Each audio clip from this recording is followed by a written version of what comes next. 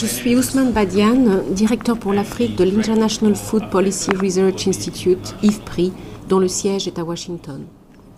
En résumé, en quoi consiste l'activité de l'IFPRI en Afrique ?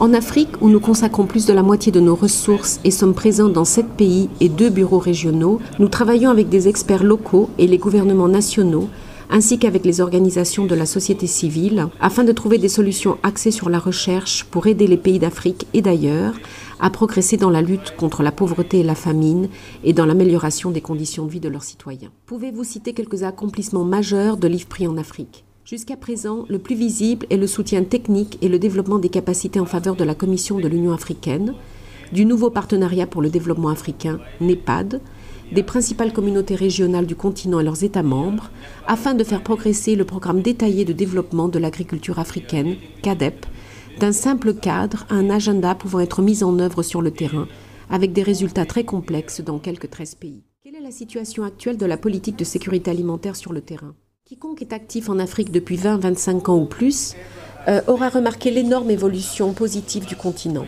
Pour la première fois, un nombre important de pays d'Afrique connaissent une croissance durable depuis plus de 10 ans. Il s'agit d'une évolution positive majeure, économiquement parlant et en termes d'amélioration de la sécurité alimentaire et de réduction de la famine. Cependant, ces progrès interviennent au terme de 20 années de stagnation et de déclin. Il faut rattraper un retard énorme. Les progrès doivent être compris, de même que les faits qui les sous-tendent.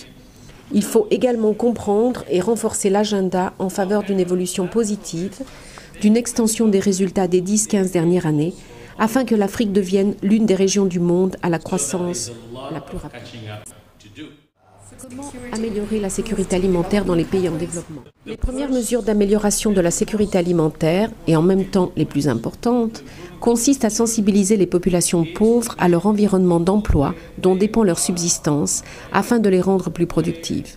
Ce faisant, on instaure les conditions propices à l'amélioration à long terme de leurs conditions de vie. Il faudra du temps pour rendre les gens plus productifs. Dans l'intervalle, il faut comprendre de quelle sorte de protection, de filets de sécurité et de soutien ils ont besoin afin de surmonter les difficultés et les vulnérabilités à court terme. Mais puisque la plupart des pays qui sont confrontés à l'insécurité alimentaire, à la famine et à la pauvreté sont également ceux qui ne disposent pas de ressources nécessaires pour à la fois augmenter leur productivité et fournir des filets de sécurité, ils doivent absolument cibler toutes leurs mesures afin de rendre les populations pauvres plus productives et les sortir de la pauvreté, ou du moins leurs enfants.